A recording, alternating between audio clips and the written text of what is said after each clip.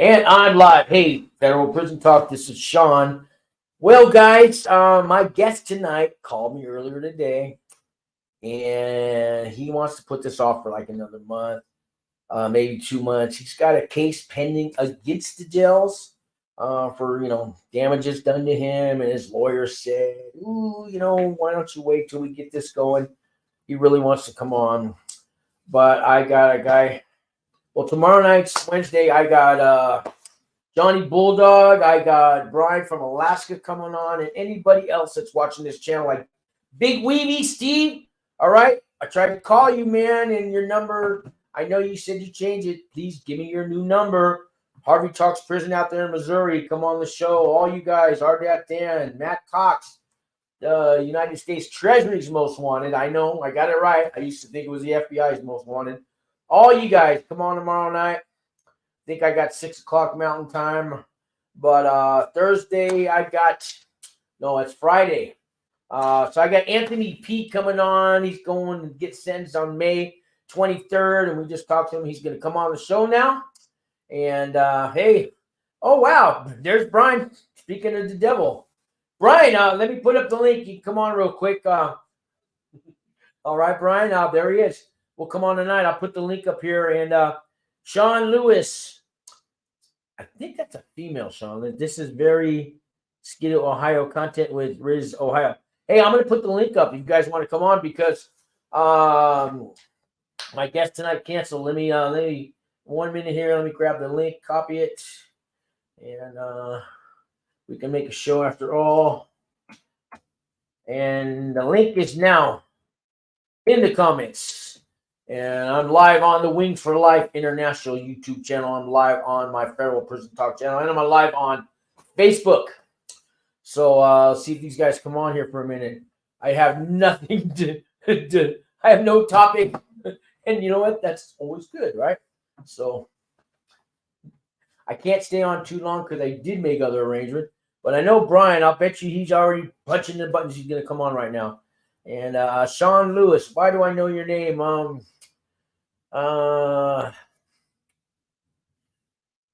do I know your name? You can come on and tell me. This is very, what did you say? Skibidi, Ohio content with Riz, Ohio. I don't know what Skibidi means. Skitty, maybe. Is that an insult? Maybe. Oh, here comes Brian. Oh, I'm sorry, Sean. He canceled. Hey, what's going on there, man? Hey, how's it going? Well, I thought since I had it scheduled, I'd come on and at least tell people, well, I'm sorry, but the guest wants to cancel. And I know you'll be on tomorrow night. But what's going on with you, Brian? You want to tell everybody who you are, why you should care? Yeah, so my name is Brian. I'm in the middle of a federal case with pretrial with sentencing happening on May 3rd. It's a weird type of situation between a business that failed during COVID happening and getting caught up with a business that should have just been a civil case that ended up being federal. That's the easiest way to explain it for them. And I always say when I reference your name, it said Bud and Breakfast, not bed and breakfast. Bud meaning smoking buds. So he had an idea to have a retreat up in Alaska, a state of bed and breakfast, which would be a bud and breakfast. Because I found out through Brian that Alaska was one of the first states to make marijuana legal, and I did not know that. That's correct. And you said way back when, right? 30-something years ago? 1976 was the original legalization for medical, and it's actually in the Constitution the whole way back to 1959. Because I've always heard of NORML, National Organization for the Reform of Marijuana Law. Back in the 80s, they were saying one day we'll have it legal, and at least for medical reasons. And they never mentioned Alaska. Yeah, Alaska we never had a dispensary, so we never had a legal dispensary where it would be a medical dispensary. We've only had retail shops here, and that happened in 2014. Legalization happened in 2014. First shops happened in 2016. That's Um, more. That's more what I would think. But you said since 1959. Now it's always been expensive up there, right? What's a Big Mac go for? $15 now? about 11.59. Yeah, so it's expensive. That's a lot of money for a Big Mac, man. You know, even in Alaska. So you want a Big Mac, fries, and a Coke? You're talking $20 probably. Yeah, $18. Yeah, $20. They go to Wow. you go to Arby's. It's $24 a person for Arby's. Oh my god. Oh my god. Wow. Gets And expensive what? quick. And marijuana, I guess it was expensive up there. Let's say back in the 80s, we called them lids. You know, maybe it was $15 for 3-finger lid or something. What would it have been back in the 80s for an ounce? Um, it's really kind of interesting because in legalization from the Constitution, you were legally allowed to have 6 plants. So it wasn't that you were legally allowed to sell it; you were just legally allowed to possess it in your own home. And that's when legalization happened. And it was outlawed for a little bit of time in the 90s. For 2 years in the early 90s, they outlawed it and found out that it would just clog up every system in between. So so that 2 years from 96 to 98, that was an instant fail. And in 98, they repealed that law and made it back where medical was legal again.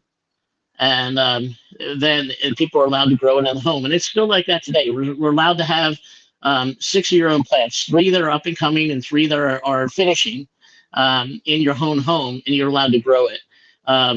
Price wise in the retail stores up here, you can look it up on Weed Maps, but a joint is about $8 for a half-gram joint, and an ounce, an eighth is about $23 to $24. I'm sorry, a gram is $23 to $24 a gram, and eighths are $45, $50. So Damn, they're $5 to $10 a gram out here, right? I finally got her on the show. Camera shot, how you doing? girl. Hi, how are you? I'm good. How are you doing? Good. We're good. We're good. Just Good. going through documentation and trying to get ready. Yeah. So tomorrow night, Brian, we're gonna show some stuff about tablets, about pre-sentence reports, PSI, Yep. PSIR, PSR. So you might have heard it's actually a pre-sentence investigative report is the real name, but people know it by PSI, PSR, PSIR, PSI. You know, but it's pre-sentence investigative report is the real name. He's the one in Alaska. Oh. Can I go to Alaska with you? Yeah, if you want to come up, like I said, there's plenty of reasons to be up here. So I love cold, and I just love, I just want somewhere to go.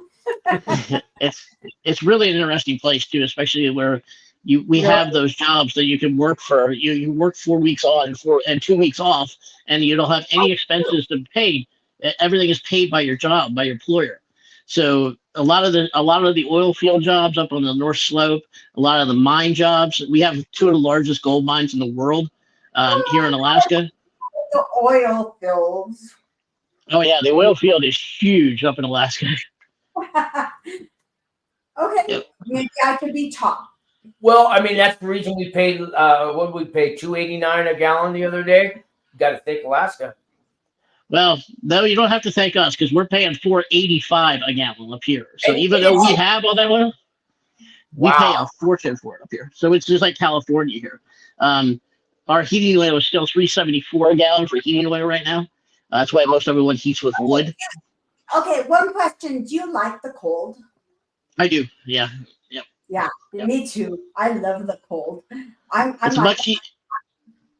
It's much easier to get warm than what it is to get cool. People complain when you take off too many clothes. They don't complain when you put on too many. That's true. He's wearing way too much. I hate heat. I'm like, get the fuck off of me. You're too hot. When were you born? What month were you born in? It's September. I'm a Virgo. 911. I'm a 911. Yeah. See, I was born in October. My wife was born in January. So we all like winter. I mean, I have one daughter that was born in August. She hates winter. Cold. I don't want to be hot. I don't want to be freaking sweating where I'm all having to Dry the Exactly. sweat off my freaking head. No. I used to So do that, work overseas a lot, and I actually left here at 61 below in Fairbanks, Alaska. I left 61 below at the airport, and I've gotten off the airplane in the Caribbean and in the Caribbean at 94 above in the same day. You want to talk about a shock to your system? That is amazingly hard on your system. I know, but I think like me being the strong-headed freaking stupid bitch that I am, I would fucking love it. I think I would love being fucking cold instead of fucking hot. You ever watch the show Northern Exposure? You ever watch the show Northern Exposure? Yeah, I did. Yes, I love that. Yeah. Where their whole fingers are like freaking like icicles. Like, Yep. oh my god, jeez.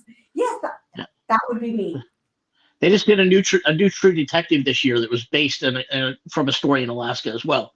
So on HBO there was a True Detective this year that was based, and it wasn't filmed here. It was filmed in Sweden. Like most of the stuff is either filmed there or it's filmed in Canada. The True Detective show on HBO was really good this year, and it was about a true event that happened in Alaska. Well, they got Ice Truckers too. That show, Ice Truckers. Well, I like that show. Yeah, I don't know how. Oh man. Heck yeah, driving. That would be me with my big old truck. Thousands and thousands and thousands, hundreds of thousands of hours of vehicles. People do not shut vehicles down up here. So you might get a truck that only has 30 or 40,000 miles on it, but it may have 15,000 hours on it, and it's because they run all the time. Oh, I mean, wow. That would be awesome. You got to have a good engine, and I mean, I don't know. My car could. I'm worried if I have to drive 3 hours on it. I don't know if it'll make it. So you got to have a maintenance on your engines. So auto mechanics and truck mechanics up there are probably doing really well, right?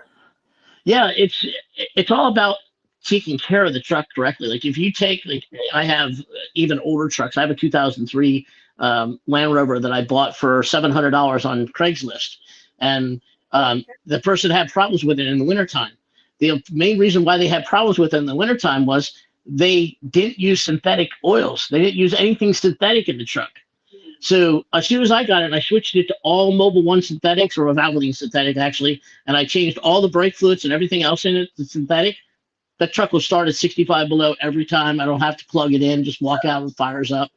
Drive it anywhere I want. It has heat. Everything. I mean, it's amazing. You know, it's every truck that I've had that the mechanic has talked me into putting block heaters in it. That wasn't diesels. Diesels need it because they will not light. But gas trucks, if they put block heaters in them, if they're not plugged in, they will not start. No matter what you do, you can spend thousands of dollars on fluids and do the same thing to a truck that never had a block heater on it. That thing will not start unless it's plugged in once you put that block heater in it. It gets that lazy. It's like using ether on the old tractors. Everyone said that was a wise tale. No, you ever spray ether in a Gardner tractor or a diesel tractor, most of the time it gets to that point where it's not going to start unless it has that ether. And that's why John Deere used to have those ether canisters on those old tractors, because you needed it. Or the old shotgun starters where they had shotgun to fire them up. So, but yeah, it's a really neat extra. Not to sidetrack, Brian, but I do got to get going about tomorrow night, guys. I hope you tune in. Brian, you're going to show one of your letters. You said you wanted to do that? Sure. Okay. I just got off the phone with Anthony. He'll be on here Friday. So I helped him write his personal narrative letter. But I want to tell you, this guy, Anthony, has come a long way. He's only been on pretrial 5 months. What are you going to tell a judge? How can you possibly change in 5 months? But Brian, you should know this. If you get indicted and you're told, oh, you can go home, but you're going to go to prison one day, and you don't know if it's next month, next year, it's 20 years, or it's probation. You get an eye-opening wake-up call on reality. You know what I mean? Don't you? Absolutely. You kind of analyze your whole life. And like for Anthony, I mean, I've only known him the 5-6 months he's been on pretrial, but his whole demeanor's changed. Now he loves his children. Now he's feeling emotions. Now he's changing things, getting therapy. He actually likes it. Like Brian, I know you went through emotional and just, I mean, everything. You're not the same person you were before you got indicted. I know this, right? No, it makes you definitely jaded because even though you have attorneys that are supposedly working for you, it's amazing how long it takes them to realize that you actually did not do what they think they did. And then once they have that realism, they are okay. Fine, I'll help you now. But it's amazing to get them to that point. And it took 8 months until I actually had my attorneys where they were at that point. 8 And months. how many people tell you, oh, you're not going to go to prison? They don't just let you go home and wait to go to prison. I mean, you're on probation right now. That's why you keep checking into court, man. You're doing good. And that's wrong, right? I mean, you know what I mean? That's correct. I mean, we have to tell them when we travel outside of our local area, even in I have nothing but good to say about adult probation here in the state, and the pretrial probation system here in the state. They understand that we're remote and that we can't, at a drop of a hat, come in for 12 UIs or something like that. Drug test here at 8 o'clock in the morning. They call you at 5 a.m. They know you can't get there. Well, actually, I'll be completely honest with you. I've called them more than they've called me. I believe it. So, I have actually, like I think I told you this the other night, I still haven't seen a U.S. Marshal myself. I have not been fingerprinted. I've had a summons that had me come to court, but I was never charged, indicted where I was actually physically charged, or even have a shot of a picture taken of me. Besides that picture you saw, that was on my front porch that probation officer took on my front porch at my house. Marshal, but it's not going to be Walker, Texas Ranger. I'll tell you that when you meet them. But they are tough. Those marshals, they are tough. So nice to meet you. Yeah, it was nice meeting you as well. I'll let you guys go for tonight. Thanks for bringing me on right now, and we'll talk soon. I'm sorry my guest canceled, guys, but he'll come on maybe Good next luck month. to you. He's got to get his case taken care of first. Bye-bye. Good luck to you, okay? And Brian will talk more tomorrow live in person. And anybody else watching, I just wanted to come on and let you guys know. My guest called me today. I can show you the texts, but he called me.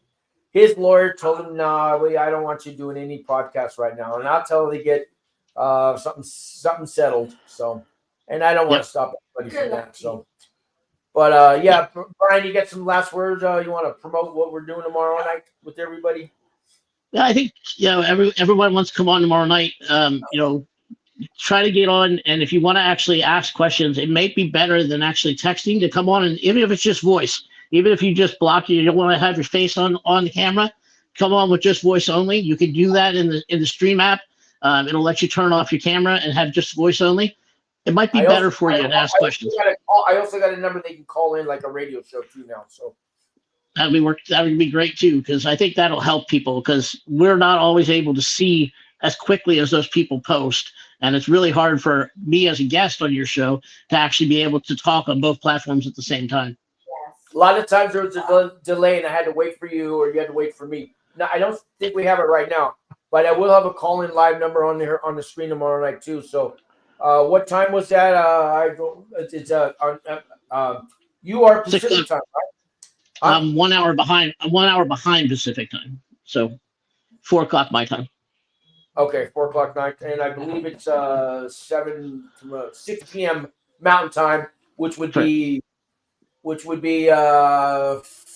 p.m. Central, 4 p.m. Pacific, and 8 p.m. Eastern, and who am I forgetting? Central time. Just a little bit. Anyway, it's all on there. Brian, have a great night, man. Thanks, guys, and we'll see you tomorrow night. Thank you. Have a good night. You too. Bye-bye.